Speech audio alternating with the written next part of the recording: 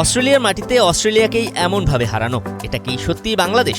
ডারউইনে টাইগারদের দাপটে যেন নিজেদের পরিকল্পনায় নতুন করে সাজাতে বসেছে অজিরা। 9 উইকেটের সেই ঐতিহাসিক জয়ের ধাক্কা এতটাই, দ্বিতীয় টেস্টের আগে তাই বদলাতে হলো স্কোয়াড।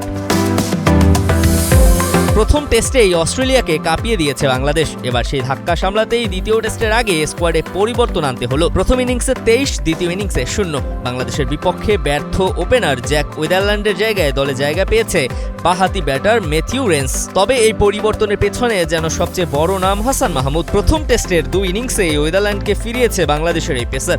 তার গতির সঙ্গে সুইং আর নিয়ন্ত্রিত বোলিংয়ে বারবারই বিপদে পড়েছে অস্ট্রেলিয়ার ব্যাটাররা। শুধু ওয়েদারল্যান্ড নন, প্রথম টেস্টে বাংলাদেশের বোলারদের সামনে দাঁড়াতেই পারেনি Aussie batting line up. 2 innings মিলিয়ে 500 রানও করতে পারেনি ওরা। একমাত্র স্মার্ট সিটি বসুন্ধরা, আধুনিকতায় এক ধাপ এগিয়ে। ডারউইনে 9 উইকেটের ঐতিহাসিক জয়ের পর এখন সিরিজে এগিয়ে বাংলাদেশ। ম্যাককাই টেস্টে জিতলে তো বটেই, ম্যাচ ড্র হলেও সিরিজ নিজেদের করে নেবে টাইগাররা। অন্যদিকে সিরিজ বাঁচাতে অস্ট্রেলিয়ার সামনে একটাই পথ, জয়। সেই লক্ষ্যেই এবার নতুন পরিকল্পনা। ধারণা করা হচ্ছে ট্রাভিস হেডের সঙ্গে ওপেনিংয়ে দেখা যেতে পারে নতুন মুখ ম্যাথিউ রেন্সকে। প্রথম টেস্টের হতাশাজনক পারফরমেন্সের পর অস্ট্রেলিয়ার কোচ অ্যান্ড্রু ম্যাকডোনাল্ড স্বীকার করেছিলেন তাদের উন্নতি করতেই হবে। তবে প্রশ্ন একটাই, একজন ওপেনার বদলালেই কি বদলে যাবে অস্ট্রেলিয়ার ভাগ্য?